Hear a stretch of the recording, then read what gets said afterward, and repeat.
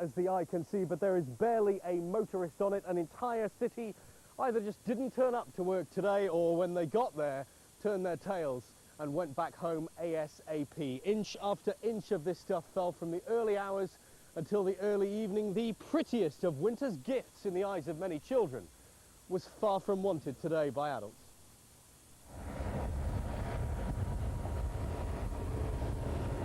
Forget salt, try brute force, the only way to get parts of the northwest moving.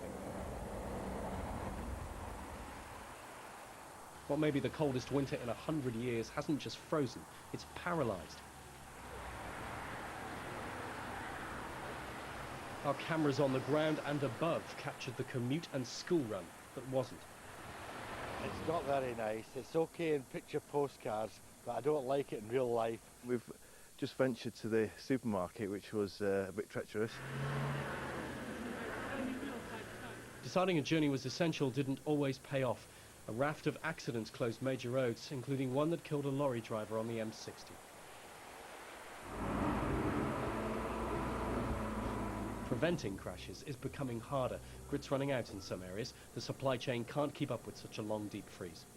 This is the biggest challenge we've had for over 30 years.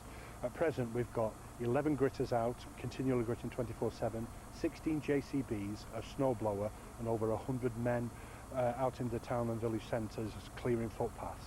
It is a major challenge. They needed more than salt at the Northwest 3 airports. The snowblowers took hours to clear runways and stands. Flights were cancelled or diverted. Little public transport slipped through. In parts of Lancashire, buses were snowed into their depots. And those who conquered pavements and roads to get in won no prize. Shops, offices, even the courts shut down. Buses were very slow. One came and slipping everywhere. Took about an hour and 45 instead of 35 minutes. We've just left work because none of our buses got in.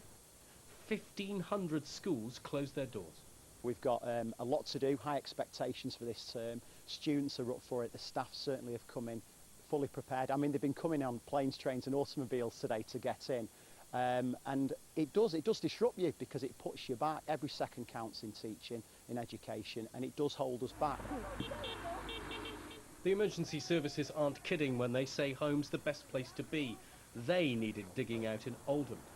Such help could have been welcome on the nation's most famous street.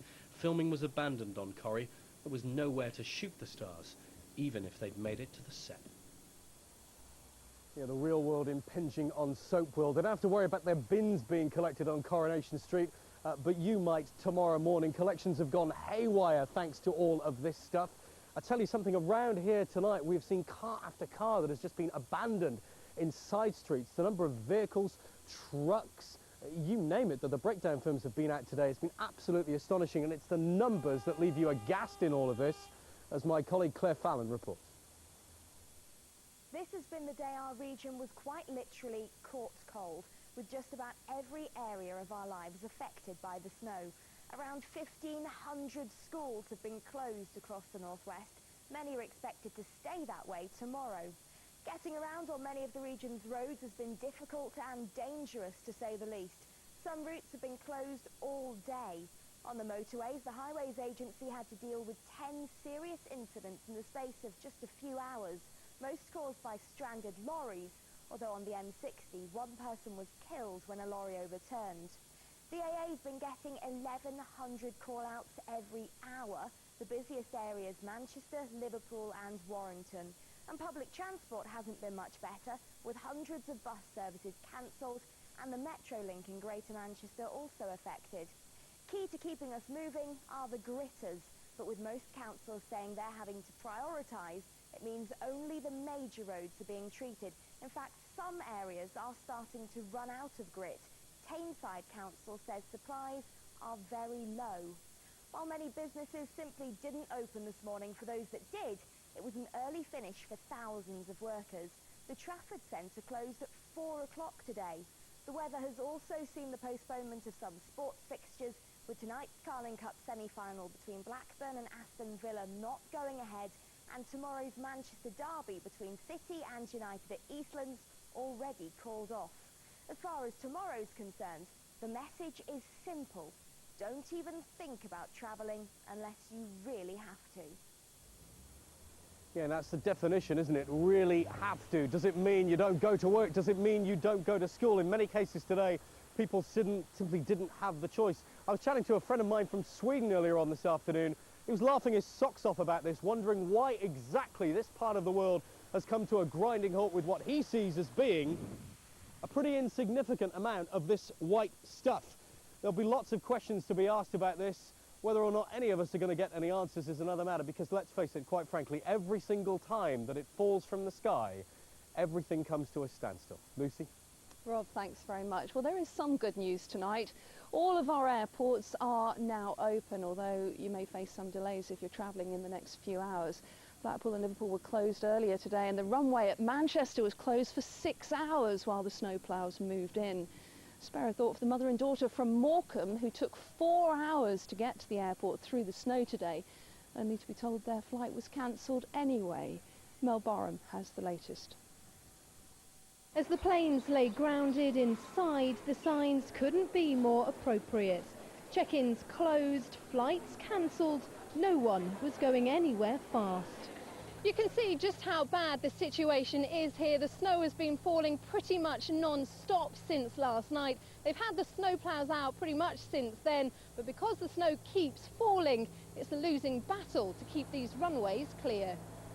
We're supposed to be going to Granada in Egypt. And in operating, take extra care. And after the day we've had, of course, the question, will it get worse, Fred? In a sense it will, Lucy. The snow is actually moving south now. It's going to affect the south of England later. We get out of the way. But it's starting to freeze. And you know what the roads are like. It's not been cleared. It's going to be rock hard. So, in a sense, yes, a lot worse. I'd say to anyone tonight, just stay in. I don't know how we're going to get home. No, I know. That's a big problem for us tonight, I know. But what do you think about the weather conditions? The worst of it, I mean, you know my age now. I've reached the bus pass age, yes, as everyone tells me. I have never seen it as bad as this at ground level. Up in the Pennines, people live up there and say, oh, we're used to snow like that. We don't get it. Even the Isle of Man's got snow. Douglas doesn't often get snow. They had snow today. Everywhere seemed to have had snow, and a lot. I mean, you know what it's like here. I mean, look at the snowman behind. It's ridiculous. Well, a lot of people have been able to see the fun side of it, but Kids very rare to see our cities brought to a standstill Completely, like this. all over. A lot of snow, and I hate to say it, some silly driving. Somebody went past me this morning in a big sort of four-wheel drive thing. He thought he was fine, yes, probably was. If he'd hit his brakes, he'd been straight into the car in front. I saw people driving too close together. There'd be a lot of bumps and all that. Just take it easy, relax. I'm perfectly chilled about the whole thing, very chilled. All right, Fred. Spring will come, the daffodils will come. Well, thanks very much for that, and we'll look forward to hearing the latest weather forecast from you later on in the programme. Mildred Tennant has lived in Preston her entire life, but she says she's never seen snow like this. At 84 years old and registered blind, this is what she sees when it snows. Every step outside carries with it great risk. It was frosty once. Shared by residents in Chorley. Here, even the slightest incline presents a huge problem. The compact snow turns to ice. Driving a car out of the very road you live in becomes a huge challenge. This happens every time we get some snow. It's been like this virtually all over Christmas. There's been no gritting at all here. There's a grit box up there that has never had any gritting for over 12 months. And here, as soon as the car stops, that's it, finished. They can't get going. It's too icy. Today, as snow fell relentlessly in Lancashire, police were out in force to ensure the safety of motorists. What is the motorway like? You're all right going north. Oh, am I? Yeah, you're okay going north. In fact, it gets better as you go north at the moment. Lancashire Police oversee and help maintain over 286 miles of major roads. But in these conditions, that task becomes increasingly difficult. Helping to coordinate gritters and snowplows is one of Inspector Phil Cottam's major concerns. He leads Lancashire Police's motorway unit. On a day like today, he fights a constant battle. We're now into what are some of the worst conditions that I've seen on our motorway network and on roads in Lancashire. So I would very much urge motorists to take that extra care. It's most important that they are patient and that if they do get into difficulties, that they are prepared for them. While some remain undaunted by today's snow and head out regardless, others heeded the warnings of the emergency services and stayed indoors. Today, many woke to deep snow